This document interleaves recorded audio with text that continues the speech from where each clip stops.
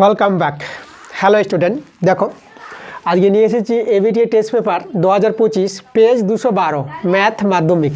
তো তোমরা তাড়াতাড়ি করে এই এবিটিএ টেস্ট পেপার থেকে তোমরা পেজ নাম্বার 212 বের করে নাও এবং আমরা অঙ্কগুলো শুরু করে দেবো। তো চলো আমরা বেশি কথা না বলে অঙ্কগুলো আমরা শুরু করে দিই। আমরা একের অঙ্কগুলো নিয়েছি, একের অঙ্কগুলো আছে এমসিকিউ টাইপের প্রশ্ন আছে। তো প্রথমে আমরা একের প্রশ্নগুলো করাবো। তো যারা নতুন আছে আমার চ্যানেলে, তো তারা কিন্তু ভিডিওগুলোকে লাইক করবা এবং বন্ধুদের কাছে শেয়ার করবা, এবং আমার চ্যানেলটাকে যারা সাবস্ক্রাইব অবধি করোনি তারা সাবস্ক্রাইব করে নাও এরকম ভিডিও পাওয়ার জন্য। তো চলো আমি বেশি কথা বলবো না, কারণ আমার ক্লাসে কথা কম হয়, অঙ্ক বেশি হয়। কারণ মাধ্যমিকের সময় আমি বেশি কথা বলবো না, তোমাদের বেশি সময় নেবো না। তো আমরা চলে যাবো তাড়াতাড়ি করে অঙ্কগুলোতে। দেখো একের অঙ্কগুলো কি বলছি। একের একটা বলছি, আমরা একের 1, 2 একসঙ্গে নিয়েছি। তাহলে প্রথমে একের অঙ্কটা আমরা করাবো। একের অঙ্কটা বলছে 5 বছরের মোট সুদ আসলের 1/5 অংশ হলে বার্ষিক সুদের হার কত % হবে। আচ্ছা, এখানে দেখো সুদটা আসলের 1/5 অংশ বলেছে। আসলের, তার আসলকে ধরে নেব, যার চেয়ে বলবে তাকে ধরে নেব। প্রথমে সুদ আসলের এত অংশ বলেছে, তাহলে আসলটাকে ধরবো। আচ্ছা, আসলটাকে আমরা x ধরলাম, তাহলে আমরা সুদকে আমরা i বলবো। তাহলে সুদ হয়ে যাবে দেখো x ইন্টু 1/5, তাই না? আসলের 1/5 অংশ। তা সুদটা কিন্তু আমরা পেয়ে গেলাম x/5 পেয়ে গেলাম। এবার সূত্র আমরা জানি i = PT/100। বসাও এখানে মানগুলো। i বলতে আমাদের x/5, p হচ্ছে আসল x, t হচ্ছে আমাদের সময়। দেখো এখানে বার্ষিক বলেছে না, সময়টা 5 বছর দেওয়া আছে। তাহলে সময়টা আমরা 5 বছর বসিয়ে দেবো। অনেক সময় দেওয়া থাকে না, তো বার্ষিক অনুযায়ী আমরা সময়টাকে 1 বছর নিয়ে নিই। তো এখানে 5 বছর আছে, 5 বসালাম টি এর জায়গায়। আর সুদের হারটাই আমাদের বের করতে বলেছে, তাহলে 8টা আমাদের রেখে দিলাম। আর নিচে 100, x কেটে দাও। এখানে 5, 100 কাটলে 20 পাবা, 5 একে 5, আর এখানে হয়ে যাবে 5 4 20। তাহলে আমরা আর এর মানটা কত দেখতে পাচ্ছি এখান থেকে। তো আর এর মানটা আমরা 4 দেখতে পাচ্ছি, 4 একে 4, এখানে তো 1 বাঁচলো, 4 একে 4। তাহলে আমাদের অ্যান্সারে দেখো সুদের হারটা 4% পেয়ে গেছি। তাহলে 4% দেখো কোথায় আছে, এই নাম্বার অ্যান্সারটা। 2 অঙ্কটা দেখো, √5 + √4 = x হলে √5 - √4 এর মান হবে। এর মানটা কত হবে দেখো, √5 - √4 এই মানটা বের করতে বলেছি। তাহলে আমরা করব কি, এখানে দেখো অঙ্কটা আমাদের একটু বুদ্ধি করে করতে হবে। আমরা লব কোঅর্ডিনেশন করব, ঠিক আছে? লব থেকে কোঅর্ডিনেশন। তাহলে লব থেকে যে কোঅর্ডিনেশন করি, তাহলে এবার কীভাবে করবো দেখো, √5 + √4 যেটা থাকবে তার বিপরীত চিহ্ন দিয়ে আমরা গুণ করে নেব, ঠিক আছে? তাহলে এখানে আছে √5 - √4 হবে। √5 + √4 ছিল, তারপরে কত দিয়ে গুণ করবো, √5 - √4 দিয়ে গুণ করবো, উপর নিচ লব আর কি। তাহলে এখানে আমাদের কত হবে, √5 - √4, যেহেতু √5 - √4 দিয়ে গুণ করেছি। আচ্ছা, তাহলে এদিকে আমাদের x ছিল, xটা বসিয়ে দিলাম। এখানে দেখো, এখানে আমাদের a + b × a - b, তাহলে a² + b² সূত্র, a² - b² সূত্র, সরি, ঠিক আছে? a + b × a - b, a² - b² সূত্র। এই যে দেখো a² - b² সূত্র ফেলে দিলাম। আর নিচেরটা আমরা নিচে বসিয়ে দিলাম, যেটা আছে √5 - √4। এদিকে তো x আছে। আচ্ছা, আমি একটু এদিকে দেখাই। তাহলে এখানে দেখো, এখানে আমরা 5 - 4 পেয়ে যাব, আর √5 - √4 = x পেয়ে যাব। কারণ রুটের স্কোয়ার থাকলে রুটটা উঠে যায়, শুধু সংখ্যাগুলো বসে যাবে আমাদের। এবার দেখো এটা বিয়োগ করে আমরা 1 পেয়ে যাচ্ছি। তাহলে 1/√5 - √4 = x। আচ্ছা, এখানে যদি মানটা একটু উল্টে নিই, তাহলে আমরা লিখব √5 - √4 = 1/x করে নেবো আমরা, তাই না? মানগুলোকে আমরা উল্টে নিলাম। তো দেখো তো এরই মানটা বের করতে বলেছিল, আমরা পেয়ে গেলাম 1/x। 1/x দেখো আমাদের সি নাম্বার অপশানে আছে। এবার আমরা 3 আর 4 নিয়েছি। দেখো 3 অঙ্কটা বলছে ও কেন্দ্রীয় বৃত্তের AB একটি ব্যাস এবং সি বৃত্তের উপর যে কোনো একটি বিন্দু কোণ OAC = 45 ডিগ্রি হলে কোণ OCB এর পরিমাপ কত হবে। আচ্ছা, আমরা ছবিটা এঁকে বোঝাই তোমাদের। তাহলে আমরা একটা বৃত্ত তৈরি করলাম। দেখো AB একটা ব্যাস বলেছে, তাহলে আমরা একটা ব্যাস AB নিয়ে নিলাম। AB হচ্ছে আমাদের ব্যাস। এখানে আমাদের ধরো কেন্দ্রবিন্দু O, আর সি একটা বৃত্তের উপর যে কোনো বিন্দু, এখানে আমাদের একটা সি বিন্দু নিলাম। এবার দেখো আমাদের যে কোণগুলো দেওয়া আছে OAC, তাহলে আমরা যুক্ত করছে। দেখো প্রশ্নে যেভাবে বলেছে সেভাবে কিন্তু কাজ হয়ে ছবিটা তৈরি হয়ে যাবে। তাহলে OAC তে আমাদের AC যুক্ত করতে হবে, এই যে আমাদের OAC। তাহলে এই মানটা দেওয়া আছে আমাদের কত, কোণটা 45 দেওয়া আছে। আচ্ছা কোণ ওসিবি এর পরিমাপ বের করতে বলে, দেখো ওসিবি তার দেখো তো এটা আমাদের যোগ করতে হচ্ছে, তাহলে ওসি আমরা যোগ করব ওসিবি, তাহলে ওসিবি তাহলে আমাদের দেখো সিবিও যোগ করতে হচ্ছে। কোণটা অনুযায়ী দেখো কোণটা এই কোণের মানটা এই কোণের মানটা আমাদের বের করতে বলেছে, তাহলে এই কোণটা অনুযায়ী দেখো আমাদের কিন্তু ছবিটা তৈরি হয়ে যাচ্ছে। কোণ ওসিবি তো সিবি আমাদের যুক্ত করছে। দেখো তোমরা যে প্রশ্নটা পড়ো ভালো করে, প্রশ্ন অনুযায়ী তোমরা কিন্তু ছবিটা তৈরি করতে পারবা, আর ছবি তৈরি হলে পরে বুঝে শুনে তোমরা কিন্তু অ্যান্সারও দিতে পারবা। আচ্ছা তাহলে ওসিবি আমাদের দেখো তো ওসিবি মানে এই কোণটার মানটা আমাদের বের করতে বলেছে এটা। তো দেখো আমরা এই কোণটা কী করে পাবো, আমাদের যেহেতু বেস এবি আছে তাহলে আমরা যে এসিবি কোণটা এই কোণের মানটা আমরা 90 ডিগ্রি বলতে পারবো, কারণ এটা অর্ধবৃত্তস্থ কোণ। তো আমরা লিখবো এখানে, আচ্ছা আমরা লিখবো না যেহেতু এমসিকিউ আছে, তাহলে আমাদের এই কোণটা দেখো কোণ আমি একটু সংক্ষেপে করিয়ে দিই, এমসিকিউ অঙ্ক তোমাদের সংক্ষেপে করলেও হবে। এসিবি কোণটা আমরা 90 ডিগ্রি পেয়ে যাবো অর্ধবৃত্তস্থ কোণ বলে, তোমরা শুধু শুনে নাও কথাটা। আচ্ছা এবার দেখো এই কোণটা 45 ডিগ্রি, তাহলে আমরা এই কোণটা পেয়ে যাবো, ঠিক আছে। মানে এই কোণটা বলতে দেখো এই কোণের নামটা আমি বলে দিচ্ছি, এটা হচ্ছে ওসিএ কোণটা পেয়ে যাবো, যেহেতু দেখো এই দুটো বহু সমান ব্যাসার্ধ, একই বৃত্তের ব্যাসার্ধ সমান হয়, তাহলে এই কোণটা 45 ডিগ্রি হলে এই কোণটা হবে 45 ডিগ্রি। তাহলে সম্পূর্ণ কোণটা পেয়েছি 90 ডিগ্রি, তা 90 ডিগ্রি থেকে যদি আমরা 45 ডিগ্রি বাদ দিই, 45 ডিগ্রি বাদ দেওয়া হয়, তাহলে আমাদের পড়ে থাকবে 45 ডিগ্রি। তাহলে অ্যান্সারটা কিন্তু আমাদের হয়ে গেলো দেখো 45 ডিগ্রি হয়ে গেল, ঠিক আছে। তো 45 ডিগ্রি দেখো কোথায় আছে আমাদের অ্যান্সারটা, আমাদের আছে বি নাম্বার অ্যান্সারটা।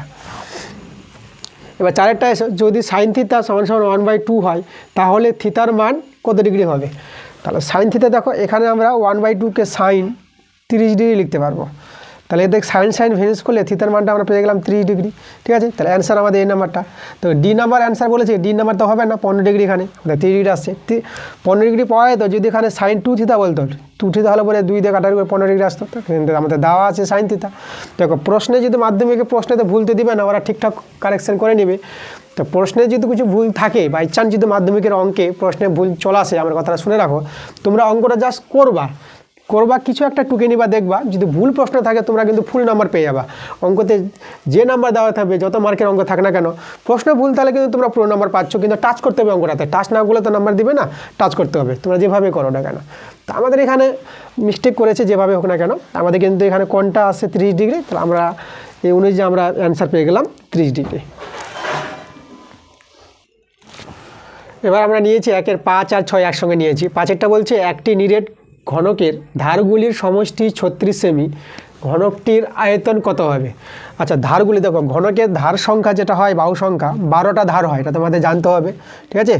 ঘনকের ধার কটা হয় 12টা, তাহলে 12টা ধার যদি ঘনকের ধারগুলো একটি ধারের দৈর্ঘ্য যদি এ হয়, তাহলে 12টি ধারের যোগফল কত হবে। ঘনকের ধারগুলি কিন্তু সমান হয়, তাই না, ঘনকের তলগুলি বর্গক্ষেত্র, তো ঘনকের প্রত্যেকটি ধার মান সমান হয়, তাহলে ঘনকের বাহু দৈর্ঘ্য যদি এ হয় তাহলে ঘনকের ধারগুলির সমষ্টি হবে 12a, তাই না। এই সমষ্টিতে আমাদের বলে দিয়েছে 36, তাহলে আমরা এখানে দেখো এর মানটা বাহুর দৈর্ঘ্যটা আমরা 3 পেয়ে গেলাম।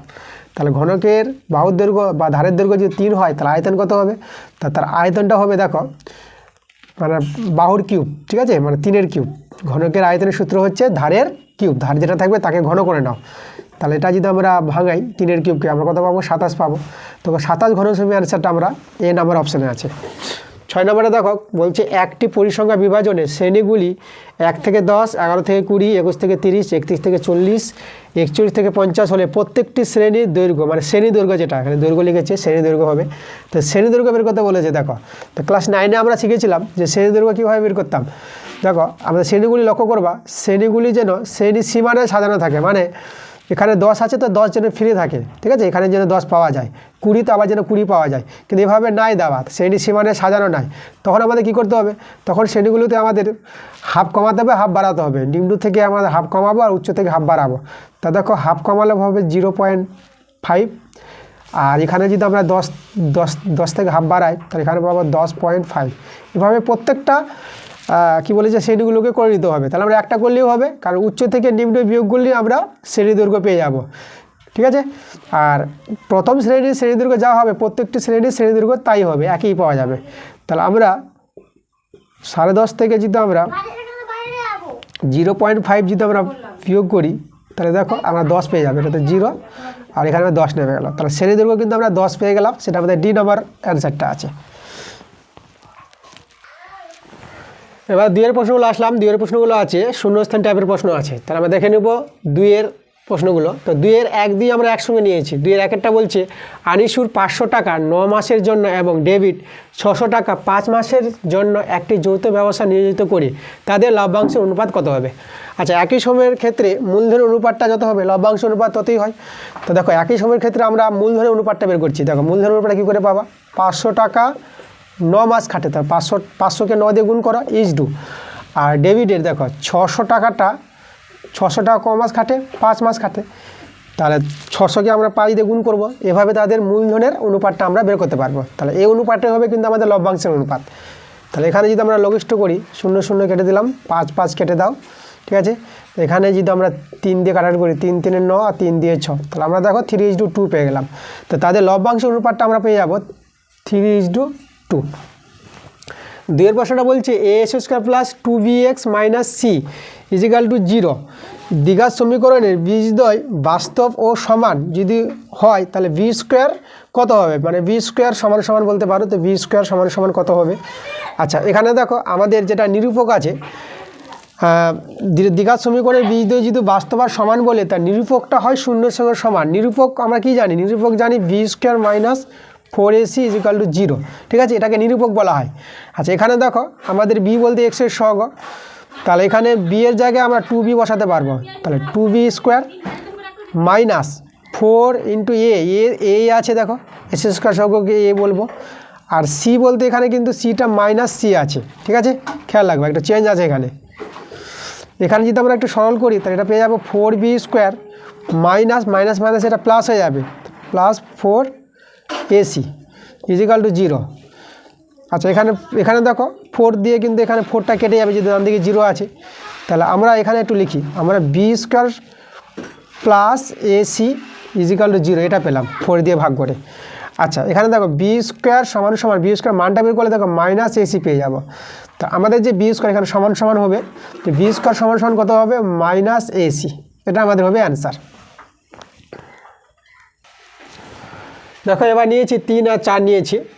3-এরটা বলছে দুটি কোণের সমষ্টি ড্যাশ হলে তাদেরকে পরস্পরের সম্পূরক বলা হয়। আচ্ছা, পরস্পরের সম্পূরক কখন হবে, যখন দুটি কোণের সমষ্টি 180 ডিগ্রি হয়। এটা তো আমাদের ছোটো ক্লাসের অঙ্ক, 180 ডিগ্রি হবে আমাদের অ্যান্সারটা, এটা তোমরা সবাই জানো। ক্লাস 8এই ছিল আমাদের সম্পূরক কোণের ধারণা। তা দুটি কোণের সমষ্টি 180 ডিগ্রি হলে তাদেরকে পরস্পরের সম্পূরক বলা হয়। ওকে, 4 নম্বরটা চলে এসো, sin 3θ এর সর্বোচ্চ মান কত হবে। আচ্ছা, এখানে দেখো sin θ মানটা তোমাদের জানতে হবে, এটা sin θ মানটা হয়, ঠিক আছে, এর মানটা আমরা পাবো 1 কিংবা 1-এর মধ্যে, ঠিক আছে, 1 হতে পারে বা 1-এর চেয়ে ছোটো হতে পারে। আর এদিকে -1 কিংবা 1-এর চেয়ে বড় হবে। sin θ মানটা কিন্তু এভাবে থাকে। তো দেখো সর্বোচ্চ মানটা সবচেয়ে বড় মানটা 1, 1-এর চেয়ে আর বড় হবে না, হয় 1 হবে বা 1-এর চেয়ে ছোটো হয়। তাহলে আমরা sin 3θ, এই যে 3θ আছে যাই থাক না কেন এখানে কোণটা, এখানে তো sin θ কোণ, এই কোণটা যাই থাক না কেন, তাহলে আমরা sin 3θ এর সর্বোচ্চ মানটা কিন্তু আমরা 1ই বলবো। sin θ মানটা যদি সর্বোচ্চ মানটা 1 হয় তো sin 3θ এর সর্বোচ্চ মানটা কত হবে, 1 হবে।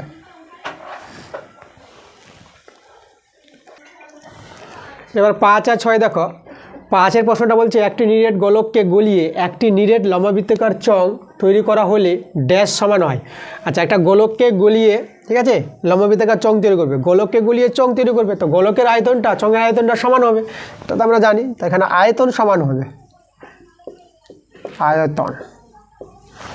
6 নম্বরে বলছে কিছু ছাত্রের বয়স হলো, বছরে বয়সগুলো দেওয়া আছে 10, 11, 9, 13, 8 আর 14। তো এদের বয়সের মধ্যমা বের করতে বলেছে। আচ্ছা, এখানে দেখো মধ্যমা যখন আমরা বের করবো তখন তথ্যগুলোকে মানের ঊর্ধ্বক্রম অনুসারে সাজাবো, ছোটো থেকে বড়। তাহলে আমরা দেখো 8 নিলাম প্রথমে, তারপরে 9 নিলাম, ঠিক আছে, 9 নেওয়া হয়ে গেছে। তারপর 10 নিয়ে নাও, 10-এর পর 11 নিয়ে নাও, 11-এর পর 12 নাই, 13 আছে, 13 নিয়ে নাও, 13-এর পর দেখো 14 নিয়ে নাও। এখানে 6টা সংখ্যা আছে, 1 2 3 4 5 6, 6টা সংখ্যা পেয়ে গেছি। এবার দেখো এদের মধ্যমা আমরা কী করে পাই, এদিকে 2, এদিকে 2, তো মাঝে কে থাকলো, 2জন থাকলো, ঠিক আছে। তাহলে মাঝের 2জন কি, এই 2জনকে আমরা মধ্যমা বলবো। মধ্যমা বলতে এই দুটোকে যোগ করবো আর 2 দিয়ে ভাগ করবো। মধ্যমা পাওয়ার যে নিয়মটা দেখো, এই দুটোকে যোগ করবো মানে 10 + 11, দুটোকে যোগ করে 2 দিয়ে ভাগ করে দাও। এভাবে তোমরা কিন্তু মধ্যমা বের করতে পারবা। যেহেতু সংখ্যাগুলো কম আছে আমাদের নিয়ম সূত্র প্রয়োগ করার কোনো দরকার নাই। আমরা এদিকে দুটো এদিকে দুটো, মাঝের যে দুজন থাকলো তাদেরকে যোগ করবো এবং 2 দিয়ে ভাগ করে দেবো, তো মধ্যমা পেয়ে যাব। তাহলে যোগগুলো পরে 21 আর নিচে 2, 21কে 2 দিয়ে ভাগ করলে আমরা পেয়ে যাবো 10.5। তাহলে আমাদের এদের যে বয়সের মধ্যমাটা বের করতে বলেছে সেটা পেয়ে গেলাম 10.5 বছর। এবার আমরা 3-এর প্রশ্নগুলো এসেছি। 3-এর প্রশ্নগুলো আছে আমাদের সত্য মিথ্যা অঙ্ক। তো সত্য মিথ্যার অঙ্কগুলো আমরা দেখে নিব। তো 3-এর 1 আর 2 আমরা একসঙ্গে নিয়েছি। তাহলে 1-এরটা বলছে একটি দ্রব্যের বর্তমান মূল্য 100 টাকা, দ্রব্যটির প্রতি বছর 10% হ্রাস পায়। তাহলে 2 বছর পর দ্রব্যটির মূল্য হয় 81 টাকা। আচ্ছা, 2 বছর পরে দ্রব্যটির মূল্য আমরা দেখে নিব। 81 টাকা হলে সত্য, আর না হলে মিথ্যা। তো এখানে দেখো এই যে 2 বছর পর দ্রব্যটির মূল্য কত হবে সেটা আমাদের কিন্তু সমল চক্রবর্তীর সূত্রটার মতন হবে, তাই না? যেটা হবে বর্তমান মূল্যটা ইন্টু 1 মাইনাস, দেখো হ্রাস বললে মাইনাস আর বৃদ্ধি বললে প্লাস, আর R/100। আর বলতে সুদের হার এখানে, মানে 10%, 10/100, 10% হারে হ্রাস পাচ্ছে। আর এখানে পাওয়ারটা হচ্ছে n, যেটা আমাদের সময়টা হবে, সময় 2 বছর। তাহলে 2 দিয়ে দাও, এটা সরল করো, 100 গুণিত, এটা হচ্ছে সমল চক্রবর্তীর মধ্যে সূত্রটা কাজ করবে। শুধু এখানে মনে রাখতে হবে তোমাদের যে হ্রাসের সময় মাইনাস আর বৃদ্ধির সময় প্লাস। এটা হচ্ছে সমহারের অঙ্ক আছে আমাদের। তো এখানে দেখো, এখানে যদি ভগ্নাংশে যোগ বিয়োগ করো তো এটা পাবা 90/100, স্কোয়ার আছে তো আমরা দুবার লিখবো 90/100। একটা 100 আমরা কেটে দিলাম, আর এখানে দুটো শূন্য কেটে গেল, থাকলো 9 আর 9, 9 গুণ করে 81। তা দেখো আমাদের 81 টাকায় বলেছিল, তাহলে এটা আমাদের অ্যান্সারটা সত্য আছে। আচ্ছা, 2 নম্বরটা বলছে যদি x ভেরিয়াস y হয় তাহলে x⁴n ভেরিয়াস y⁴n হবে। আচ্ছা, এটা কিন্তু হবে আমাদের। দেখো কি করে হবে, আমরা এখানে যদি আমরা ভেরিয়াস উঠাই তাহলে একটা ধ্রুবক আসবে, এভাবে পেয়ে যাবো। উভয় দিকে আমরা পাওয়ারটা n লাগিয়ে দেবো, তাহলে k এর উপর পাওয়ার n আর y এর উপর পাওয়ার n। আচ্ছা, এখানে x⁴n, আচ্ছা k⁴nটাকে আমরা ছোট হাতের m নিয়ে নিলাম, তাহলে y⁴n। তাহলে এভাবে যদি হয় আমরা এটা আবার লিখতে পারবো x⁴n ভেরিয়াস y⁴n। দেখো ধ্রুবক সংখ্যার ইকুয়াল উঠিয়ে আমরা ভেরিয়াস, যেভাবে আমরা ভেদ উঠিয়ে আমরা সমান সমান নিয়ে আসছি আর ধ্রুবক চলে আসছে একটা, একইভাবে আমরা ধ্রুবকটা আর সমান সমান চিহ্নটা উঠিয়ে আমরা কি ভেদের চিহ্ন নিয়ে আসবো। ভেদকে আমরা ভেরিয়াস বলি, এই জন্য আমরা ভেরিয়াস উচ্চারণটা করছি। তাহলে আমরা দেখো আমাদের কিন্তু এটা চলে এসেছে, তাহলে এত হলে এত হয়, এটা আমাদের সত্য।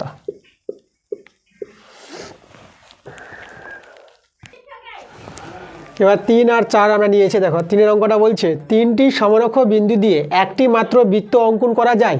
আচ্ছা, 3টি সমরক্ষ বিন্দু, দেখো সমরক্ষ বিন্দু কাকে বলে, একটা সরলরেখার পর যেহেতু 3টা বিন্দু হয়, ঠিক আছে, এই যে 3টা বিন্দু, তো এই 3টা বিন্দুকে সমরক্ষ বিন্দু বলবো, ঠিক আছে। তাহলে এই সমরক্ষ বিন্দুগুলো দিয়ে কটা বৃত্ত অঙ্কন করতে পারবো, দেখো আমরা যদি বৃত্ত অঙ্কন করার চেষ্টা করি তাহলে 2টি বিন্দু দিয়ে আমরা একটা বৃত্ত তৈরি করতে পারবো। আবার এখানে দেখো এই 2টি বিন্দু দিয়ে, যে এখান থেকে আবার তোমরা একটা বৃত্ত এই জায়গায় তৈরি করতে পারবে। আবার এই 2টি বিন্দু দিয়ে যে তৈরি করো তাহলে এভাবে তোমরা দেখো, এভাবে আর একটা বৃত্ত তুমি তৈরি করতে পারবা, ঠিক আছে। এরকম করে বৃত্ত তৈরি করা যাচ্ছে। তাহলে এখানে দেখো 3টি সমরক্ষ বিন্দু দিয়ে একটি মাত্র বৃত্ত অঙ্কন বলেছে, আমাদের তো একটি মাত্র না, একটির চেয়ে বেশি বৃত্ত অঙ্কন করা যাচ্ছে এখানে।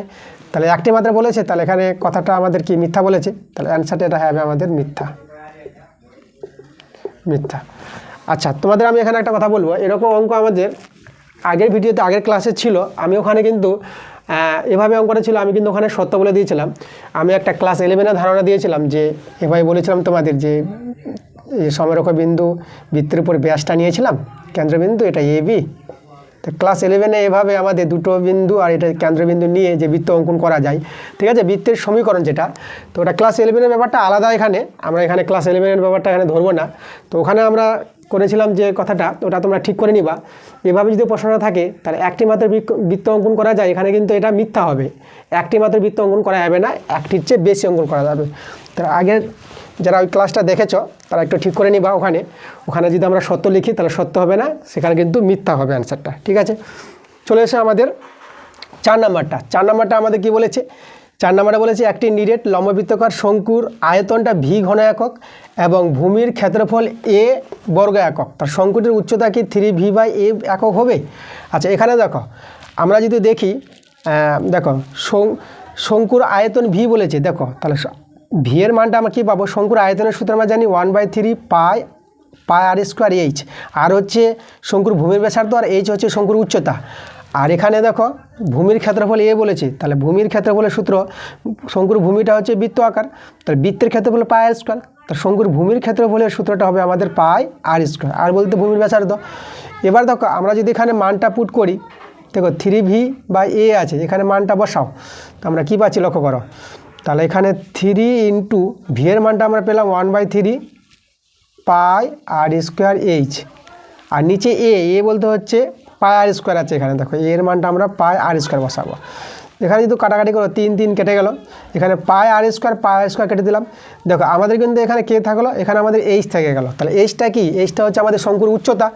তাহলে এই যেখানে কথা বলেছিল আমাদের, দেখো যে শঙ্কুটির উচ্চতা 3v/a হবে, দেখো এটা কিন্তু এই মানটা কিন্তু আমাদের কিন্তু উচ্চতায় পেয়েছি, লক্ষ্য করো। তাহলে শঙ্কুর উচ্চতা যখন পেয়ে গেলাম, তাহলে এই কথাটা কিন্তু আমাদের সত্য আছে অ্যান্সারটা। তাহলে এটা আমরা কি লিখব, এটা লিখব আমরা সত্য। দেখো এবার আমরা 3-এর 5-এরটা আসলাম, এখানে কিন্তু 3-এর 6 অঙ্কটা মিসিং আছে, 6 অঙ্কটা দেয়নি, আর এটাকে 6 নাম্বার বলেছিল, তো এটা তো 4-এর পর আমাদের 5 হবে, তাহলে আমরা এটা 5 নাম্বার দিলাম, আর 6 অঙ্কটা নাই এখানে, যেহেতু আমাদের 3-এর প্রশ্নগুলোতে 6টা অঙ্ক করে থাকে, এখানে একটা অঙ্ক ওরা ছেড়ে দিয়েছে আর একটুতে মিসিং করেছে, যাই হোক। তো দেখে নেব আমরা 3-এর 5-এটা কী বলছে। 4 6 4 5 4 7 4 8 5 9 5 7 তথ্যের সংখ্যাগুরু মান 4। আচ্ছা তোমাদের এখানে বলে রাখি, এখানে আমাদের একটা 4 বেশি নিয়েছে আমি, ঠিক আছে, এখানে 4 একটা কম নিয়েছিল, যেহেতু এখানে সংখ্যাগুরু মানটা আমি তোমাদের বলি যে সংখ্যাগুরু মান 4 এখানে বলেছি, যে সংখ্যাটা বেশিবার থাকবে আগে তোমাদের বলে দিই আমি, যে দেখো 4টা এখানে দেখো 4টা আমাদের ক জায়গায় আছে, 1 জায়গায় 2 জায়গায় 3 জায়গায় 4 জায়গায় আছে, তো 4টা কিন্তু বেশি সংখ্যায় আছে। 5 দেখো 5টাকে আমরা দেখতে পাচ্ছি 1 জায়গায় 2 জায়গায় 3 জায়গায় আছে, সবচেয়ে বেশি কোন সংখ্যাটা আছে বেশিবার, 4 সংখ্যাটা। দেখো অ্যান্সারটা আমাদের সত্য বলেছে, এটা সত্য অনুযায়ী আমাদের সংখ্যাগুরু মানটা 4, তো সত্য যখন হবে আমাদের এখানে, তাহলে একটা 4 আরও হবে, আমাদের এখানে একটা 4 কম ছিল অঙ্কটাতে, আমি একটা 4 নিয়েছি, ঠিক আছে, অঙ্কটাকে ঠিক করার জন্য। প্রশ্নে যদি মাধ্যমিকে ভুল থাকে, তাহলে তোমাদের দেখো যেভাবে অঙ্কটা থাক না কেন, তোমরা অঙ্কটা টাচ করবা, ফুল নাম্বার পাবা, কিন্তু মাধ্যমিকেতে প্রশ্ন তো ভুল থাকবে না আশা করি, ঠিক আছে, ওখানে কিন্তু ঠিকঠাক করে দিবে এরা। এখানে তাড়াতাড়ি টেস্ট পেপার তৈরি করার জন্য মিসিং করে দিয়েছে 4টা, তা আমাদের এখানে 4টা নিয়ে আমি কিন্তু কাজ করেছি, ঠিক আছে। তাহলে দেখো 4 সংখ্যাটা কিন্তু বেশি সংখ্যায় আছে, 4টা এখানে 1 বার 2 বার 3 বার 4 বার, 4টাই বেশিবার দেখতে পাচ্ছি, তাহলে যে তথ্যের মধ্যে যে সংখ্যাটা বেশিবার থাকবে সেই সংখ্যাটাকে বলবো সেই তথ্যের সংখ্যাগুরু মান 4, তাহলে এখানে কিন্তু অ্যান্সারটা আমরা কি বলবো, সত্য বলবো।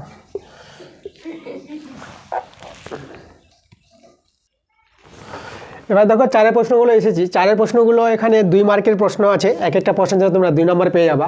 তো আমরা দেখে নেব 4-এর এক একটা কী বলছে। 3 ব্যক্তির মূলধনের অনুপাত 4:7:9 এবং প্রথম ব্যক্তির লাভ তৃতীয় ব্যক্তির লাভের তুলনায় 100 টাকা কম, দ্বিতীয় ব্যক্তির লাভের পরিমাণ নির্ণয় করো।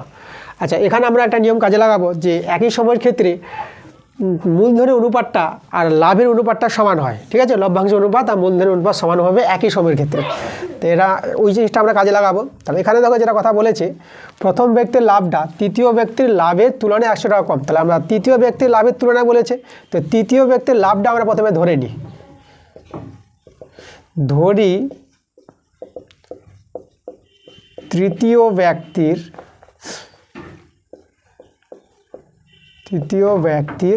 লাভ, তৃতীয় ব্যক্তির লাভটা আমরা x টাকা ধরে নিলাম, ঠিক আছে। তাহলে অতএব প্রথম ব্যক্তির লাভ পেয়ে যাব, তৃতীয় ব্যক্তির লাভের তুলনায় 100 টাকা কম বলেছে, ঠিক আছে, তা তৃতীয় ব্যক্তির লাভের তুলনায় 100 টাকা কম, তো এটা হচ্ছে আমাদের প্রথম ব্যক্তির লাভ টাকা। এবার দেখো আমাদের, তাহলে প্রথম ব্যক্তি এখানে দেখো তাদের লিখবো এখানে, যেহেতু প্রথম কমা দ্বিতীয় ও তৃতীয় ব্যক্তির, এখানে ব্যক্তি হবে, আচ্ছা, তৃতীয় ব্যক্তির মূলধনের অনুপাত,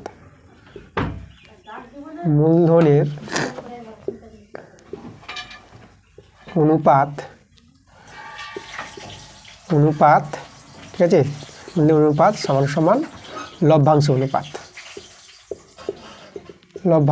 এটা সমান হয়, ঠিক আছে, এটা আমি একটু লিখে দিলাম তোমাদের। আচ্ছা এবার দেখো তাদের মূলধনের অনুপাতগুলো এখানে কি দেওয়া আছে, তাদের 3 জনের মূলধনের অনুপাত আছে 4:7:9, তাহলে আমরা প্রথম আর তৃতীয় নিব। প্রথম কত আছে, প্রথম আমরা পেয়েছি, দেখো প্রথমের লাভটা আছে x - 100 ইজ টু।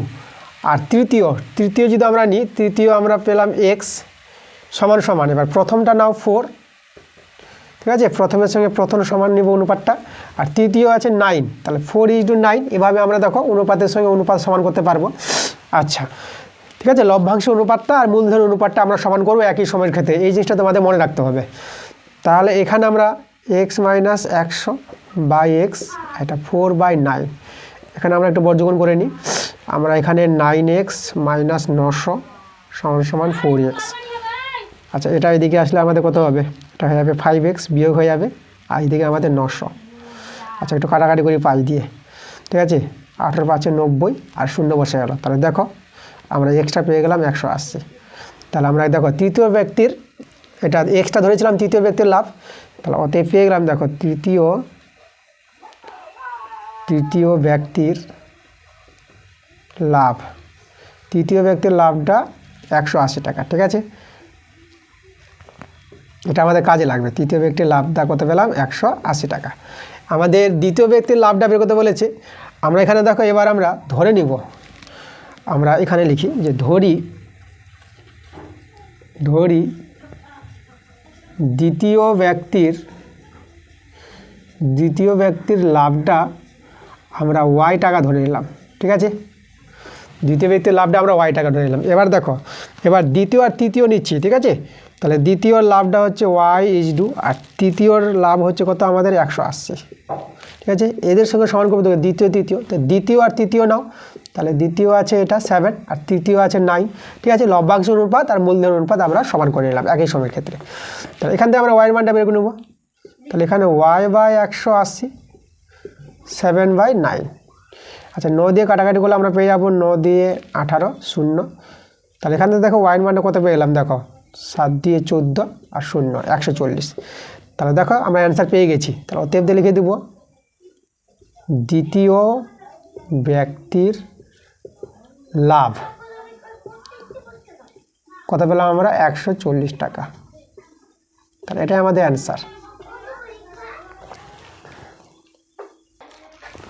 দেখো দুইয়ের প্রশ্ন বলছে বার্ষিক 6.1/4% হার সরল সুদে কিছু টাকা কত বছরে দ্বিগুণ হবে নির্ণয় করো। কিছু টাকা বলতে আমাদের আসলটাকে ধরে নিতে হবে x টাকা। তাহলে অ্যান্সার ধরি আসল, যেটাকে আমরা p বলি, আসলটা আমরা x টাকা ধরে নিলাম, ঠিক আছে। আচ্ছা, কত বছরে দ্বিগুণ হবে তা এটা আমরা লিখব ধরি t বছরে দ্বিগুণ হবে, ঠিক আছে, t বছরে দ্বিগুণ হবে। আচ্ছা, t না লিখে আমরা y লিখে দিলাম, তাহলে y বছরে দ্বিগুণ হবে। ওকে, তাহলে অতএব সুদ আসল, যেটা x টাকাটা দ্বিগুণ হচ্ছে সুদ আসল, তাহলে সেটা হবে আমাদের 2x টাকা। তাহলে সুদ আসল আর আসল জানা হয়ে গেল। তাহলে অতএব সুদ, যেটা আমরা সুদ হচ্ছে আমাদের আয়, তাহলে সুদটা পেয়ে যাবো, সুদ আসল থেকে আসলটা বাদ দিয়ে দাও টাকা। তাহলে আমরা দেখো এটা আমরা পেয়ে গেলাম x টাকা, সুদটা আমরা x টাকা পেয়ে গেলাম। এবার আমরা তো জানা আছে অতএব আয় সমান সমান PTR/100, ঠিক আছে। আচ্ছা, এখানে মানগুলো বসিয়ে দিই। তাহলে আমাদের সুদ আয় পেয়ে গেছি আমরা x, আসল তো x, টিটা আমাদের দেখো টিটা আমরা y বছর ধরে নিয়েছি, আর সুদের হারটা আমাদের দেওয়া আছে এটা একটু ভেঙে নিলে আমাদের কত হবে, 6 4 24 একে 25, তাহলে এটা 25/4, আর 100টাকে আমরা 1/100 লিখে দিলাম, x কেটে দিলাম, এখানে 1 থেকে গেল, এদিকে আমরা 25 4 100 4 4 16, তাহলে আমরা এখানে দেখতে পাচ্ছি ওয়াইয়ের মানটা 4 4 16 16 1 16, তাহলে 16 বছর। তাহলে কত বছরে দ্বিগুণ হবে, তার অতএব লিখে দেবো 16 বছরে দ্বিগুণ হবে, ঠিক আছে। এটাই আমাদের বের করতে বলেছিল কত বছরে দ্বিগুণ হবে। দেখো এখানে আমাদের 3 নম্বর অঙ্কটা বলেছে √3 - 2 এবং অনুবন্ধী করণীর যোগফল নির্ণয় করা, মানে অনুবন্ধী মানে এর অনুবন্ধী করণী, এটা এবং এর অনুবন্ধী করণীর যোগফলটা আমাদের বের করতে বলেছে। তো আমরা জানি কোনো করণীর অনুবন্ধী করণীর যোগফলটা কী হয়, মূলদ সংখ্যা পাবো। তা দেখো মূলদ সংখ্যাটা কত হবে সেটাই আমাদের বের করব। তাহলে আমরা অ্যান্সার দিয়ে শুরু করব, √3 - 2 এর অনুবন্ধী করণী, ঠিক আছে। দেখো এর অনুবন্ধী করণী আমরা কী করে পাবো, এর অনুবন্ধী করণী বের করতে বললে তোমরা করবা কি, যে করণীটা আছে তার করণীটার চিহ্নটা চেঞ্জ করে নেবা। দেখো এখানে প্লাস আছে, এই যে √3টা আছে আমরা প্লাস দিয়ে আছে, একে মাইনাস করে নাও, তাহলে আমরা লিখবো -√3, +√3 ছিল লিখবো আমরা -√3, এর সাইনটাকে চেঞ্জ করলে কিন্তু হয়ে যাবে। আর বাকি -2 ছিল, তাহলে আমরা -2 বসিয়ে দেবো, এদের কোনো চেঞ্জ হবে না, ঠিক আছে। তাহলে অনুবন্ধী করণী বলতে এই যে এর যে অনুবন্ধী করণী এটা পেলাম, তাহলে এদের যোগফলটা মূলের সঙ্গে পাবো আর এর গুণফলটাও কিন্তু মূলের সঙ্গে পাবো, একে বলা হয় অনুবন্ধী করণী। আচ্ছা এদের যোগ করব, আমরা করব যোগফল, তাহলে লিখবো অতএব √3 - 2 ও আর -√3 - 2 এর যোগফল, যোগফল করতে বলেছে আমরা যোগফল করব। তাহলে আমরা দেখো লিখব √3 - 2 যোগ -√3 - 2, √3 - 2 প্লাস মাইনাসে -√3 আর এটা হবে -2, তাহলে √3 কেটে গেল, তাহলে -2 দেখো আমরা কত পেয়ে গেলাম -4। দেখো যে অনুবন্ধী কোণটা পেলাম আমরা তাদের যোগফলটা আমরা মূলের সঙ্গে পেয়েছি, তাহলে অ্যান্সার কিন্তু এটা, তাদের যোগফলটা বের করতে বলেছিল, তাহলে আমরা অ্যান্সার পেয়ে গেছি।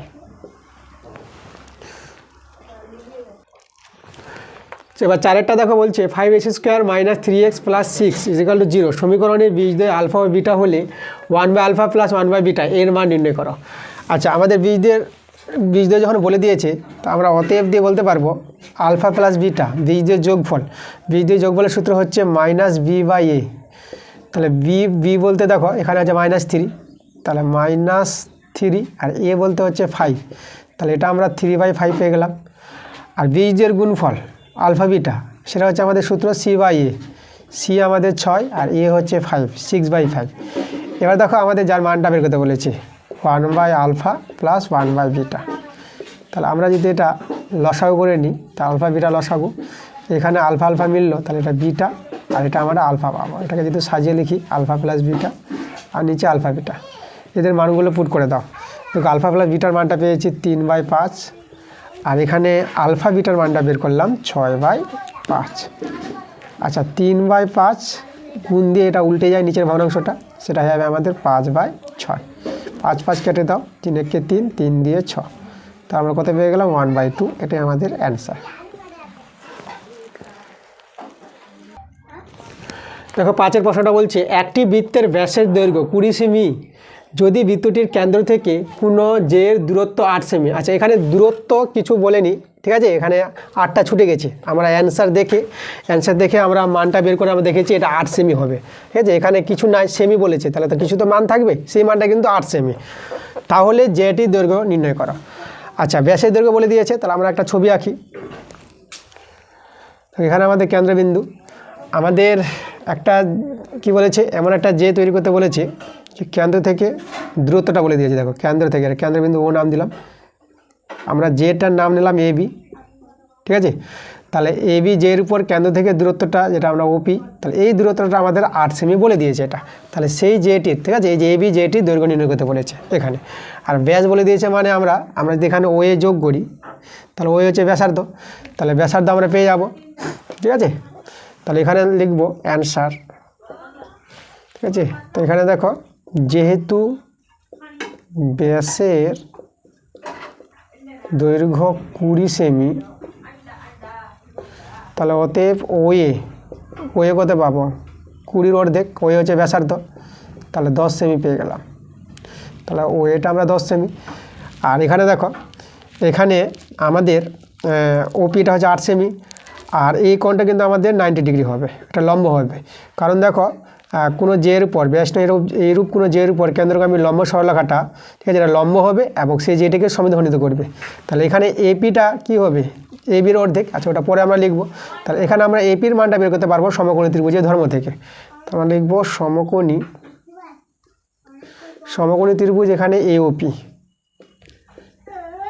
এওপি থেকে আমরা দেখো এটা যদি 90 ডিগ্রি হয় তাহলে ওএ অতিভুজ, তাহলে ওএ স্কোয়ার সমান ভূমি স্কোয়ার প্লাস লম্ব স্কোয়ার, তাহলে ও এর মানটা হচ্ছে 10-এর স্কোয়ার, এপির মান আমরা বের করব, আর ওপির মান হচ্ছে 8-এর স্কোয়ার, তাহলে এটা 100 এপি স্কোয়ার, এটা হবে আমাদের +64, তাহলে এপি স্কোয়ার হয়ে যাবে 100 মাইনাস 64কে এই দিকে নিয়ে গেলে -64, তো এখানে বিয়োগ করো, এখানে পেয়ে যাবে তোমরা 36। তাহলে অতএব এপি, তাহলে এপি পেয়ে যাবো আমরা 6। আচ্ছা, এবার যদি আমরা এপি পেয়ে যাই তাহলে অতএব এপিটা হয় আমাদের হাফ, সরি এপিটা আমরা এবিটা বলবো প্রথমে। তো এবিটা কিন্তু ডবল হবে এপি এর, ঠিক আছে, মানে এপিটা হাফ হবে এবি আর এবিটা হবে এপি এর ডবল। কি কেন, এখানে কারণটা আমি বলে দিচ্ছি। দেখো আমি আগে বলি যে ব্যাস নয় এরূপ কোনো যের উপর কেন্দ্রগামী লম্ব সরলরেখা সেই যেটিকে সমদ্বিখণ্ডিত করে। তো এই ভাষাটা আমরা একটু লিখে দিতে পারি, ব্যাস নয় এইরূপ কোনো যের উপর কেন্দ্রগামী লম্ব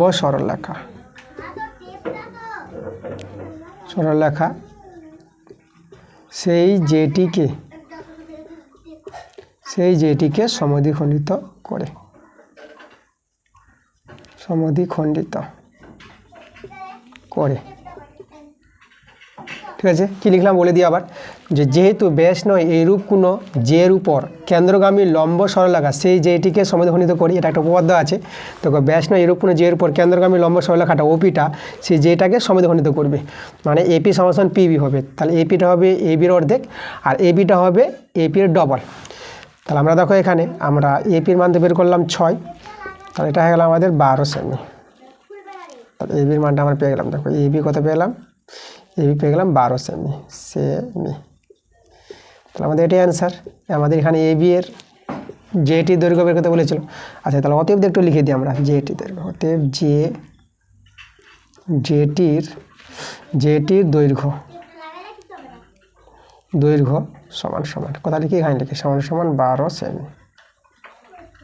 এটা 2 নম্বর অঙ্ক, আমরা একটা ভাষা দিয়ে বুঝিয়ে দেবো।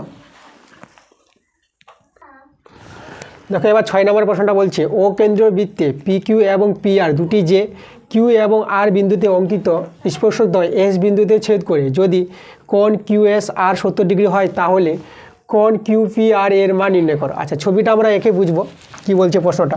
ছবি একটা বৃত্তের কথা বলেছে, তাহলে প্রথমে আমরা একটা বৃত্ত অঙ্কন করি। এবার দেখো এখানে দুটি যে বলেছে P Q R P R, তাহলে আমরা এখানে দেখো পি কিউ পি আর এই জায়গা থেকে আমরা যদি অঙ্কনটা করি, ঠিক আছে, এই যে দেখো আমরা এভাবে দেখাচ্ছি, এই যে এটা আমাদের ধরো পি বিন্দু, তাহলে পি আর পি কিউ, তাহলে পি কিউ যেটা আমরা এইদিকে করলাম এখানে, তাহলে এই জায়গায় আমরা করছি, এই জায়গায় করলাম আমরা কিউ। তাহলে দেখো এখানে কিউ আর আর বিন্দুতে স্পর্শক দ্বয়টা আমরা এখানে যদি স্পর্শক টানা যায়, ঠিক আছে, এই যেটা স্পর্শক এভাবে হবে স্পর্শকটা, আর এই বিন্দুতে স্পর্শকটা, তাহলে এই বিন্দুতে ধরো এইভাবে যদি আমরা স্পর্শক করি, এই যে, ঠিক আছে, তাহলে যে দুটো স্পর্শক আর কিউ বিন্দুতে স্পর্শের কথা বলেছে সেটা কোথায় ছেদ করছে, স্পর্শক দ্বয় এস বিন্দুতে ছেদ করে, তাহলে এখানে এস বিন্দুতে ছেদ করছে। আর কিউ এস আর আমাদের এই কোণটা বলে দিয়েছে কত, 70 ডিগ্রি। তাহলে আমাদের কিউ পি আর আমাদের এই কোণের মানটা আমাদের বের করতে বলেছে। ওকে, আচ্ছা, এখানে আমরা বৃত্তের কেন্দ্রবিন্দু নিয়ে নিলাম, এই জায়গাটা হলো আমাদের বৃত্তের কেন্দ্রবিন্দু। তাহলে এটা যদি কেন্দ্রবিন্দু হয় তাহলে আমরা এখানে ও আর এটা ও নাম দিলাম, আর এখানে ও কিউ আমরা একটু যোগ করলাম। যাই হোক, কেন্দ্রবিন্দুর আগে এইদিকে হয়ে গেছে ছবিটা অনুযায়ী, তো যাই হোক অ্যাডজাস্ট করে নিতে হবে ছবিটা। তো যাই হোক, তো এখানে দেখো আমরা কী করব, আমরা এবার দেখো লক্ষ্য করো আমরা কী করব। এখানে দেখো ও কিউটা কিন্তু এই যে এস কিউর উপর লম্ব হবে, আর ও আরটা এখানে এস আর উপর লম্ব হবে, ঠিক আছে, মানে স্পর্শকের উপর বৃত্তের স্পর্শকের উপর কেন্দ্রগামী যে সরলরেখাটা পরস্পর লম্ব হয়, স্পর্শক আর কেন্দ্রগামী সরলরেখাটা মানে ব্যাসার্ধটা বলতে গেলে, ঠিক আছে, পরস্পর কী হবে, লম্ব হবে। তাহলে আমরা এখানে এর সাথে লিখতে পারবো, এখানে আমাদের কী আছে, আমরা বলবো ও কিউটা লম্ব আছে এস কিউ, আর ও আরটা লম্ব আছে কার পর, এস আর এর পর, এরা কিন্তু লম্ব। তাহলে আমাদের এই কোণগুলো 90 ডিগ্রি। তাহলে কোণটা আমরা যদি বলি ও কিউ এস মানে এই কোণটা আমরা 90 ডিগ্রি পেয়ে যাবো, এগুলো সব 90 ডিগ্রি, আর এই কোণটা আমাদের কত পেয়ে যাবো, 90 ডিগ্রি পেয়ে যাবো, ঠিক আছে। তাহলে ও কিউ এস সমান আর এটা একসঙ্গে লিখে দিচ্ছি আমরা ও আর এস এটা কী পেয়ে যাবো, 90 ডিগ্রি পেয়ে যাবো। এবার দেখো আমরা এটা চতুর্ভুজ যদি বলি এস আর কিউ, ঠিক আছে, এস আর ও কিউ, এই যে চতুর্ভুজটা আছে, এই চতুর্ভুজের 3টি কোণ তো জানা হয়ে গেল, তাহলে আমাদের 4 নম্বর কোণটা পেয়ে যাবো। চতুর্ভুজের 4টি কোণের যোগফল 360 ডিগ্রি। তো আমরা লিখবো চতুর্ভুজটা আমরা এস আর ও কিউ এর, দেখুন আমরা 4টি কোণের যোগফল দেখাবো। আচ্ছা, ওটা না দেখে আমি একবারে করে দিচ্ছি, 4টি কোণ দেখা যাচ্ছে। তাহলে কোণ আমরা কোন কোণটা বের করছি, আর ও কিউটা, এটা আমরা বের করতে চাইছি। সেটা কত হবে, সেটা হবে 360 ডিগ্রি থেকে আমরা 3টা কোণের যোগফলটা বাদ দেব, 70 ডিগ্রি যোগ 90 ডিগ্রি যোগ 90 ডিগ্রি, তাই তো। চতুর্ভুজে 3টি কোণের মান জানা আছে, তাহলে আমরা 4 নম্বর চতুর্থ কোণটা আমরা পেয়ে যাবো এই নিয়মে। 360 ডিগ্রি এদের যোগ করো 0, আর এদের যোগগুলো আমরা কত হবে, 9 9 18, 18 এদিকে আছে আমাদের 7, তাহলে আমরা 18 আর 7 পেয়ে যাব 25, তাহলে 250 ডিগ্রি। তো এটা পেয়ে গেলাম 0, আর এটা হয়ে যাবে দেখো 1, এদিকে 1, 110 ডিগ্রি। তাহলে আমরা এই যে এই কোণটা পেয়ে গেলাম 110 ডিগ্রি, আর ও কিউটা পেয়ে গেলাম 110 ডিগ্রি। এবার দেখো আমাদের কিন্তু এই কোণটা বের করতে হবে, এবার কিন্তু এই কোণটা বের করতে পারবো। দেখো আমাদের যদি বলি কিউ আর চাপের উপর কেন্দ্রস্থ কোণটা হচ্ছে আর ও কিউ, আর বৃত্তস্থ কোণ হচ্ছে আর পি কিউ। তাহলে আমরা জানি যে কেন্দ্রস্থ কোণের অর্ধেক হয় বৃত্তস্থ কোণটা, তাহলে এটা 110 ডিগ্রি হলে এটা কত হবে, এটা অর্ধেক 55 ডিগ্রি। দেখো অ্যান্সারটা আমরা পেয়ে গেলাম। এটা জাস্ট আমরা কারণটা লিখে দিই এখানে, আমরা লিখবো, ঠিক আছে, যেহেতু কেন্দ্রস্থ কোণ, আচ্ছা একই চাপের উপর লিখে কথাটা ভালো দেখাবে, যেহেতু একই চাপের উপর অবস্থিত কেন্দ্রস্থ কোণ বৃত্তস্থ কোণের দ্বিগুণ, বৃত্তস্থ কোণের দ্বিগুণ হয়, তাই না, এটা দ্বিগুণ, এই কথাটা আমরা লিখে দিলাম। তাহলে অতএব দিয়ে এবার আমরা বলতে পারবো, অতএব এই কোণটা কোন কোণটা হবে, আর পি, যেটা আমাদের মান বের করতে বলেছে, আর পি কিউ। দেখো সরি কিউপিআর, আচ্ছা নামটা আমরা একটু চেঞ্জ করে নিলাম, যেহেতু প্রশ্ন এখানে কিউপিআর বলেছে, একই ব্যাপার, কিউপিআর বা আর পি কিউ একই, আমরা যেটা বলতে পারি। তার প্রশ্ন অনুযায়ী নামটা দিলাম কিউপিআর। এই কোণটা বেরোবে দেখো হাফ হবে, হাফ কোণ আর ও কিউ, ঠিক আছে। আচ্ছা এর মানটা আমরা বের করলাম 110 ডিগ্রি, এটা কাটাকাটি করে কত পাবে, 55 ডিগ্রি, ঠিক আছে। তাহলে আমরা পেয়ে গেলাম এটা 55 ডিগ্রি, তাহলে এটা আমাদের অ্যান্সার। তাহলে ঠিক আছে, কোণ কিউপিআরটা কত পেয়ে গেলাম, 55 ডিগ্রি। আচ্ছা তাহলে এখানে একটু আমি বলে দিই, এখানে এটা নিচের দিকে একটু ভালো দেখা যাচ্ছে না, তাহলে কোণ কিউপিআরটা আমরা কত পেলাম, 55 ডিগ্রি, এটা আমাদের অ্যান্সার।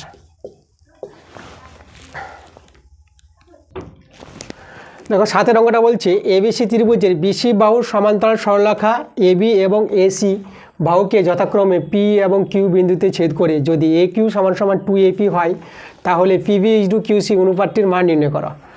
আচ্ছা দেখো আমাদের ছবি এঁকে বোঝাই তোমাদের, তা ছবিটা আমরা এভাবে আমরা একটু আঁকার চেষ্টা করি, ঠিক আছে। যেহেতু আমাদের এ কিউ সমান সমান 2AP বলেছে, ডবল বলেছে, তাহলে এটা ত্রিভুজের নামটা আমরা এ বি সি দিয়ে দিলাম। দেখো বিসি বাহুর সমান্তরাল সরলরেখা, ঠিক আছে, তাহলে সমান্তরাল সরলরেখা যেটা হবে পি কিউ হবে, এই যে এটা আমরা পি কিউ নাম দিয়ে দিলাম, পি কিউ, বিসি বাহুর সমান্তরাল সরলরেখা পি কিউটা, ঠিক আছে। এখানে সমান্তরাল সরলরেখাটা পি এবং কিউ বিন্দু ছেদ করেছি, তাহলে আমরা পি কিউ যোগ করতে পারবো। আর এখানে দেখো আমাদের যেটা বলেছে এ কিউটা ডবল বলেছে এপি এর, তাই না, মানে এই যে এ কিউটা হবে এপি এর ডবল, মানে এটা যদি আমাদের এক্স হয় তাহলে এটা কত হবে 2x। তাহলে আমরা এখানে ধরে নিচ্ছি অ্যান্সার, ধরি এখানে ধরি কত, এপিকে ধরে নেব, এপিকে যদি আমরা ধরে নিই এক্স, ঠিক আছে, তাহলে অতএব এ কিউটা কত হবে, এ কিউটা হবে আমাদের 2x, প্রশ্ন অনুসারে এটা যদি এটা বলে দিয়েছে আমাদের। আচ্ছা তাহলে এবার দেখো এখানে আমরা করব কি, এখানে এবার থ্যালাসের উপপাদ্য আমরা প্রয়োগ করব, ঠিক আছে। এখানে লিখব যেহেতু বিসি সমান্তরাল পি কিউ, এটা সমান্তরাল বলে দিয়েছে প্রশ্ন অনুসারে, তাহলে লিখব অতএব থ্যালাসের উপপাদ্য থেকে পায় ঠিক আছে, থেলাসির উপপাদ্য থেকে পাই। ঠিক আছে, কী পাবো আমরা পাবো AP by PB, AP by PB সমান সমান, ঠিক আছে, এপি বাই পিবি এদের অনুপাতটা সমান সমান হবে এ কিউ বাই কিউসি। তার মানে লিখবো এখানে এ কিউ বাই কিউসি। ঠিক আছে, এটা কিন্তু আমাদের সমান সমান হবে। আচ্ছা, এবার দেখো আমাদের পিবি ইজ টু কিউসি আমাদের বের করতে বলেছে। তাহলে আমরা করব কি, এপি বাই আমরা এ কিউ নিয়ে আসলাম, এপি বাই এ কিউ টেনে নিলাম সমান সমান, আর পিবিটা আমরা এখানে চলে আসবো, চেঞ্জ করতে পারবো। ঠিক আছে, পিবির জায়গায় এ কিউ আর এ কিউর জায়গায় পিবি ট্রান্সফার করা যায় বর্গগুণর নিয়মে। আর এখানে আমরা লিখব কিউসিটা, কিউসি। আচ্ছা, তাহলে এবার দেখো আমাদের এদের মানগুলো আমাদের জানা আছে। তাহলে আমরা যদি মানগুলো বসিয়ে দিই, এপির মানটা আমরা এক্স ধরেছি, তাহলে এ কিউটা পেয়েছি 2x। তাহলে এখানে আমরা দেখো এটা এটা আমরা পিবি, এটা আমাদের পিবিটা এখানে আসবে, এটা আমরা পিবি লিখব। তাহলে এটা পিবি লিখব। আচ্ছা, তাহলে এখানে হবে আমাদের পিবি বাই কিউসি। আমি এখানে দেখাই অতএব, তাহলে আমরা পিবি বাই কিউসি কত পাবো, এখানে এক্স যদি কেটে দিই তাদেরকে আমরা 1/2 পেয়ে যাবো। তাহলে অতএব এখানে আমরা লিখে দেব পিবি ইজ টু কিউসি সমান সমান, দেখো পিবি ইজ টু কিউসি কত পাচ্ছি আমরা, আচ্ছা 1:2 আমরা 2 পেয়ে যাচ্ছি। তাহলে পিবি ইজ টু কিউসির মানটা কত পেলাম, 1:2। আচ্ছা, এখানে মানটা আমরা ঠিক লিখেছি। হ্যাঁ, এপিটা আমাদের ডবল হবে, এ কিউটা হচ্ছে 2AP। হ্যাঁ, ঠিকই আছে। তাহলে পিবি ইজ টু কিউসি কত পেলাম, সমান সমান 1:2, এটা আমাদের অ্যান্সার।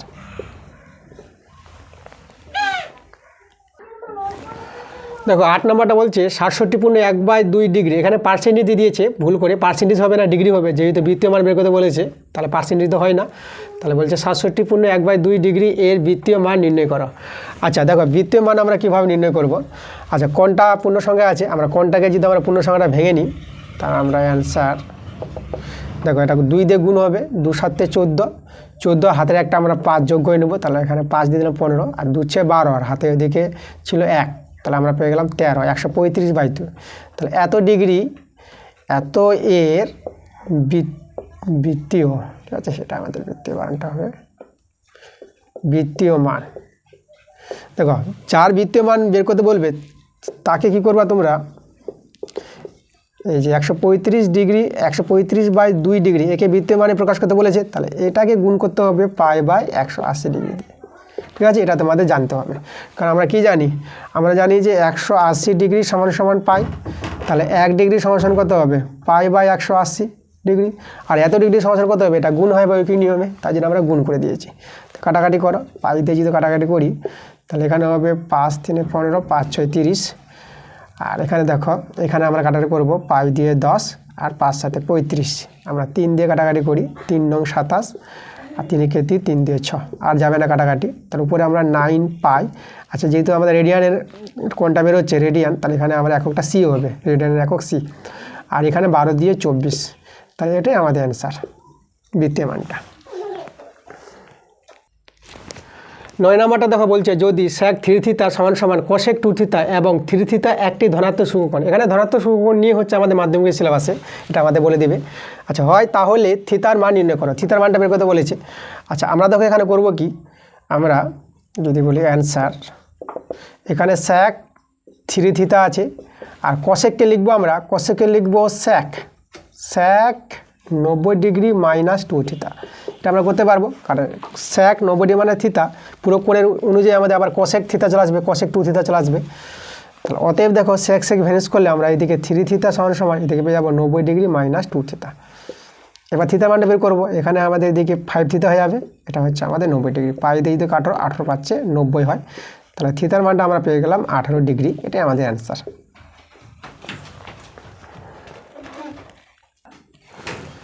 দেখো 10 প্রশ্নটা বলছে একটি নিরেট অর্ধগোলকের সমগ্র তলের ক্ষেত্রফল এবং আয়তনের সংখ্যমান সমান, তাহলে অর্ধগোলকটির ভূমির ব্যাসার্ধের দৈর্ঘ্য নির্ণয় করো। আচ্ছা, আমরা ধরে নেব, প্রথমে ধরি অর্ধগোলকের ভূমির ব্যাসার্ধ আমরা আর ধরে নিলাম, আর একক। ওকে, অর্ধগোলক দেখো, অর্ধগোলক আমরা কী করে পাবো, অর্ধগোলক আমাদের বাটি,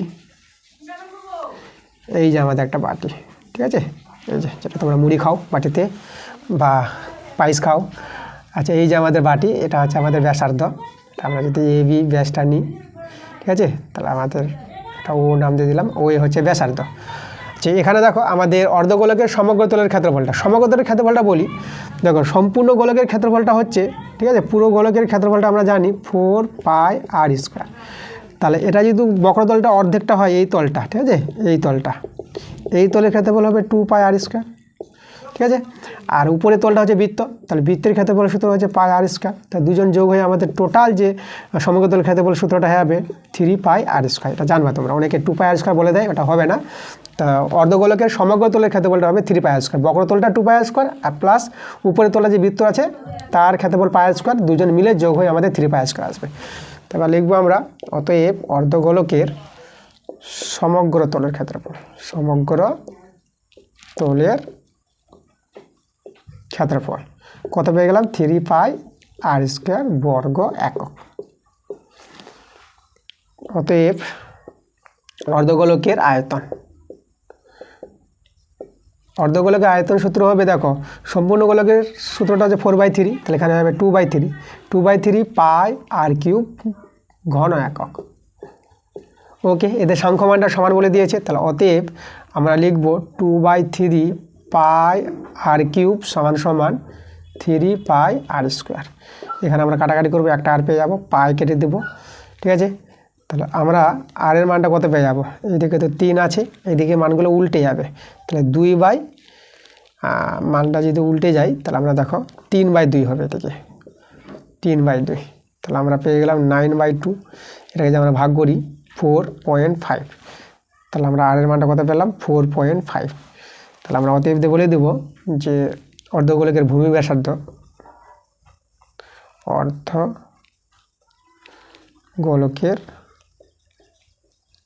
ভূমির ব্যাসার্ধ আমরা কত বের করলাম, 4.5 একক, ঠিক আছে, 4.5 একক, এটা আমাদের অ্যান্সার। 11 নম্বর প্রশ্নটা বলছে, একটি ঘনকের কর্ণের দৈর্ঘ্য 43 সেমি, ঘনকটির সমগ্র তলের ক্ষেত্রফল নির্ণয় করো। আচ্ছা, ঘনকের কর্ণের দৈর্ঘ্য দেওয়া আছে, তাহলে আমরা এখানে ধরে নিচ্ছি, ধরি ঘনকের ধারের দৈর্ঘ্য, মানে বাহুর দৈর্ঘ্য যাকে বলে, আমরা ধরে নিলাম সেমি। তাহলে অতএব ঘনকের কর্ণের দৈর্ঘ্য, ঘনকের কর্ণের দৈর্ঘ্য সূত্রটা তোমরা জানবা, √3a, √3 ইন্টু ধারের দৈর্ঘ্য সেমি। তাহলে আমাদের দেখো √3 এর মানটা আমাদের দেওয়া আছে 43, তাহলে এখানে আমরা এর মানটা পেয়ে যাচ্ছি 43, আমরা পেয়ে যাবো 43/√3। তাহলে আমরা ঘনকের ধারের দৈর্ঘ্য পেয়ে গেলাম, তো ঘনকের সমগ্র তলের ক্ষেত্রফলটা আমরা বের করতে পারবো। তো ঘনকের সমগ্র তলের ক্ষেত্রফল, দেখো ঘনকের সমগ্র তলের ক্ষেত্রফলের সূত্র হচ্ছে 6a² বর্গ একক, একক হবে না, সেমি হবে, এখানে এককটা আমাদের সেমি দেওয়া আছে। আচ্ছা, আমরা তো পেয়ে গেছি এর মানটা, তাহলে এটা a² বলতে এটা দেখো 43, দুবার লিখে দেবো, 43√3 ইন্টু 43√3, বাস, এটা আমাদের বর্গ সেমি, এটা আমাদের সরল করতে হবে। তো এটা যদি আমরা সরল করি, দেখো এখানে 6 ইন্টু 43 ইন্টু 43, আর নিচে একটা 3 হয়ে যাবে, 3 দিয়ে কাটাকাটি করবো, ওকে, তাহলে 3 দিয়ে 6,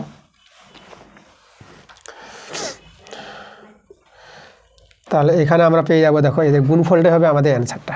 তাহলে এদের গুণ করব, আমাদের গুণ করতে হবে প্রথমে 43 গুণ করতে হবে, তাহলে 43 আর 43 আমরা গুণ করে নিই, 9, 3 3 9, আর এদিকে 3 4 12, ওকে, 4 3 12, আর 4 4 16, 17, তাহলে এটা আমাদের চলে আসলো কত, 9 4, এটা 8, এটা আমাদের 1 চলে আসলো। একে আবার 2 দিয়ে গুণ করে নাও, তাহলে 2 9 18, 2 4 8 9, আর এদিকে পেয়ে যাব, দেখো 2 8 16 6, আর 2 1 2 3, তো আমরা পেয়ে গেলাম, দেখো 36 98 বর্গ সেমি।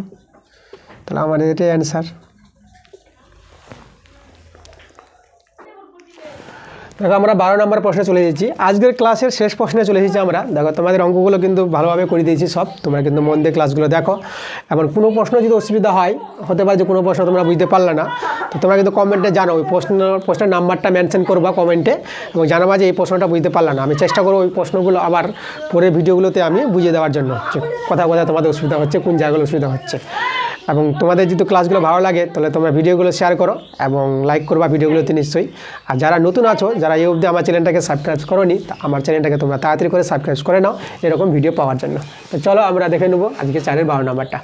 তো কী বলছে দেখো, যদি ইউআই সমান সমান xi minus 35/10 summation fi ui সমান সমান 30 এবং সামেশন fi সমান সমান 60 হয়, তাহলে x বার এর মান নির্ণয় করো। আচ্ছা, x বারের মান x বারের সূত্র আমাদের জানা আছে, কিন্তু আমাদের এখানে তার আগে আমাদের একটা সূত্র জানতে হবে। ইউআই যেটা আমরা জানি xi minus a by h, ঠিক আছে। ইউ এর মানটা এভাবে হয়, তাহলে এর জায়গায় 35 আছে, এইচের জায়গায় 10 আছে। তাহলে এবার আমরা জানি, দেখো যেহেতু দিয়ে লিখবো, যেহেতু x বার সমান সমান a plus h into summation fi ui by summation fi, এই সূত্রটা তোমাদের জানতে হবে, x বারের সূত্র এটা। আচ্ছা, এ বলতে এখানে দেখো, আমরা যদি এখানে বলি এটা আমাদের কিন্তু এখানে আছে 35 আর এইচটা আছে আমাদের কিন্তু 10, তুলনা করলে মানগুলো আমরা পেয়ে যাব। তাহলে এর জায়গায় লিখবো আমরা 35, এইচের জায়গায় আমরা 10 লিখবো। আর সামেশন fi ইউ এর মানটা আমাদের দেওয়া আছে 30 আর সামেশন f এর মানটা দেওয়া আছে 60। 30 2 60, 2 5 10, তাহলে এখানে 35, এদিকে থেকে গেল 5, 35 5 যোগ করে আমরা পেয়ে গেলাম 40। তাহলে আমাদের অ্যান্সারটা হয়ে গেল 40। তাহলে এই ছিল আমাদের আজকের ক্লাস, ঠিক আছে। কোনো অসুবিধা থাকলে তোমরা তো নিশ্চয়ই কমেন্টে জানাবা, তোমরা কমেন্ট করো। আর যেটা বলছি আমি তাড়াতাড়ি তোমাদের কিন্তু বড় কোশ্চেনগুলো দেওয়ার চেষ্টা করব। আমাকে কমেন্ট করছে, তোমরা কমেন্ট করো, তোমাদের কি দরকার, ঠিক আছে। তোমরা কমেন্টে জানাও যে কোনগুলো তোমাদের অসুবিধা হচ্ছে, বড় প্রশ্নগুলো কোন প্রশ্নগুলো তোমাদের দরকার, ত্রিকোণমিতিক বা সুদের অঙ্ক বা তোমাদের অংশীদারি কারবার, যে কোনো প্রশ্ন হোক না কেন, যে কোনো পার্ট থেকে তোমরা আমাকে কমেন্টে জানাবা। আমি কিন্তু চেষ্টা করব, যেহেতু আমাকে একজন সুদের অঙ্কগুলো চেয়েছে আমার কাছে, বড় প্রশ্ন যেগুলো 5-এর দাগে যে সুদের অঙ্কগুলো আছে, তা আমি সুদের অঙ্কগুলো নিয়ে কিন্তু ভিডিও নিয়ে আসবো, তাড়াতাড়ি করে ভিডিও নিয়ে আসবো। আমি এখন অবজেক্টিভগুলো দিচ্ছি, তাড়াতাড়ি করে দিচ্ছি। আমি দিনে 2টো করে ভিডিও আপলোড করছি, তোমাদের যেহেতু তাড়াতাড়ি দিলে তোমাদের সুবিধা হবে।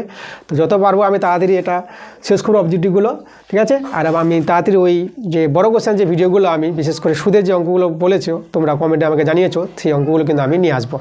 তো ঠিক আছে, তোমরা আজকে আমাদের এই অবধিতে আমাদের দেখালাম ক্লাসগুলো। তো তোমরা ভালো থাকো, দেখা হবে তোমাদের আবার পরের ভিডিওতে।